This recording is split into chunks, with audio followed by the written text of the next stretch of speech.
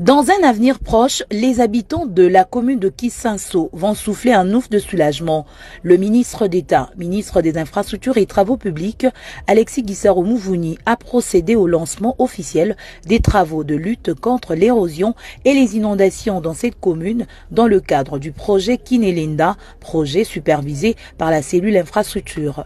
Au cours de ces travaux, il sera question de construire en béton armé les avenues Moulélé, Mazout et Saou, longues de 5,8 km dans l'ensemble. Les 10 travaux vont également porter sur la construction des collecteurs adjacents, d'un réservoir souterrain de 7000 m3 et d'un château d'eau de 750 m3 pour la descente gravitaire en eau potable. Très satisfait de ce lancement, le bourgmestre de la commune de Kisanso salue l'effectivité de ce projet. Son Excellence Fatch Béton, merci. Merci Pambate, président Bere Baleka, Kanisa communauté. Commune qui se sont Kanisa Lango, donc qui t'attendent Mata, les alliés Fatch Béton. Merci, la ministre d'État, ministre de l'Infrastructure et des Travaux Publics. Parce que le ministre est fan de la dossier. En sa qualité de maître d'ouvrage, le patron des infrastructures congolaises a indiqué que ce projet, sous financement de la Banque mondiale, vise à faire de Kinshasa à la fois une ville résiliente face aux aléas de tout genre et capable d'offrir à ses résidents des services et infrastructures de base nécessaires, fait désormais partie du plan quinquennal des infrastructures 2024-2028. Nous venons effectivement de lancer des travaux où nous allons réaliser des ouvrages de drainage pour lutter contre tous les problèmes d'érosion. Ça va nous permettre aussi de lutter contre les problèmes d'inondation, mais aussi nous allons réaliser quelques voiries structurantes dans cette commune de Kisanso, et tout cela pour permettre une interconnectivité entre différentes communes de la capitale. Ces travaux sont prévus.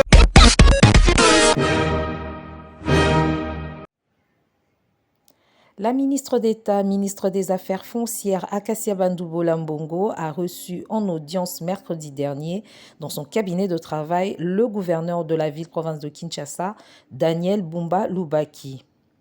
Ce dernier est venu solliciter l'appui du gouvernement central, particulièrement celui de la ministre des Affaires foncières, Akacia Bandoubola, sur l'opération qu'il va lancer bientôt, opération coup de poing.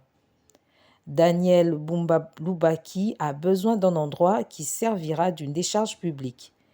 Cette opération a comme objectif nettoyer la capitale congolaise de tous les déchets.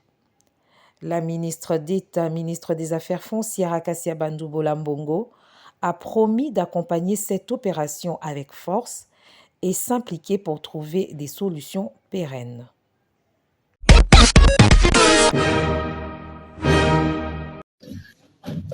Il est question pour nous de lancer une opération de récupération de biens de l'État et d'assainir le secteur de l'urbanisme et d'habitat.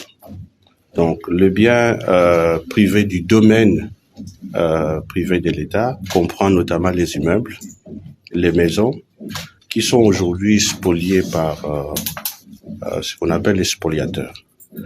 Alors, à la 3e réunion du Conseil des ministres, dans sa communication, Son Excellence Monsieur le Président de la République nous a donné un certain nombre d'instructions, notamment la mise en place d'un cadre de concertation pour justement inventorier, répertorier et récupérer le bien du domaine privé de l'État. Donc, je suis venu voir mon collègue justement pour concrétiser et matérialiser l'inscription du chef de l'État. À dater de ce jour, nous allons ensemble lancer l'opération de récupération du patrimoine privé de l'État. Donc les maisons, les immeubles, les emprises qui ont été spoliées, il faut que l'autorité de l'État soit instaurée et rétablie dans le secteur de l'urbanisme et de l'habitat.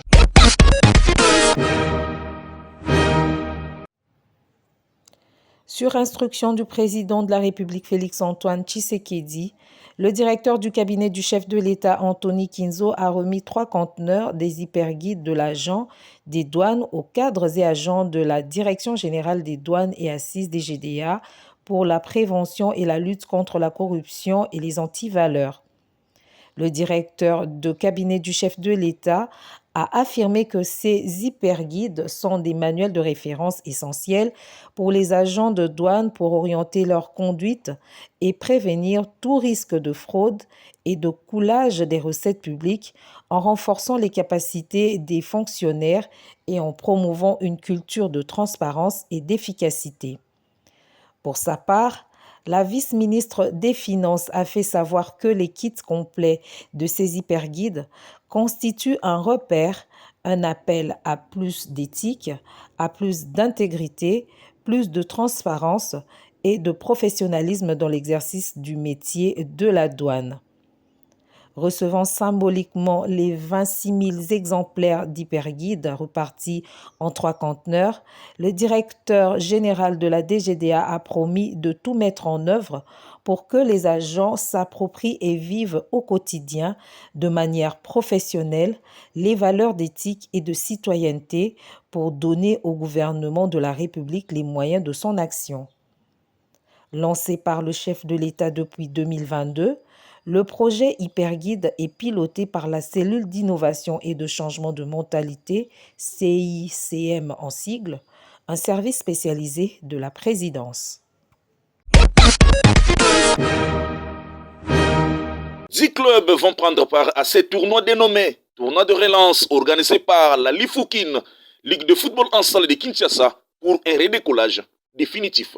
Un tournoi relance parce qu'il y a un moment où football salle ezalaki na mwa malili et sikoyo to tomboli yango pona tokende liboso tozonga susima te ndenge mwana botamaka atikala éternel kisimbite akende akola penza. La 3e édition du tournoi de relance, foi des organisateurs, est essentiellement réservée aux clubs masculins, sans aucune discrimination. Ba terrain nyonso ezali disponible, entre autres pe na stade de Martirawa, to kobetela équipe na terrain ya stade de Martyr. Bien sûr, comme na tournoi nyonso cagnotte ko zanga te, cagnotte fezala ezali pour na tournoi o ezana no mibali. Mais bandeko na biso abasi pe bazalo bienvenue. Ongana zolo ba ongana za mobali tengala za mwasi ba discipline nyonso parti ya basi ezali l'équipe ya mibali pe ezali mais la tournoi relance oyo tozana na bandeko na biso ya mibali. Du côté des clubs, chaque formation est prête pour remporter ces trophées mis en jeu. Biso équipe pour mon oracle, nous sommes ici pour remporter titre. Oui, ce sont des équipes qui existent, ce sont des équipes viables. Si Toyeko participait à la compétition, il y avait un critérium. Je pense Baloba Kango, les équipes au bazar en vigueur. Donc ce sont des équipes qui existent. Voilà. Oui, intérêt à futsal, bon, ils ont discipline comme la discipline Nyoso, comme on le sait tous que non. Discipline sportive, ce sont des activités ludiques.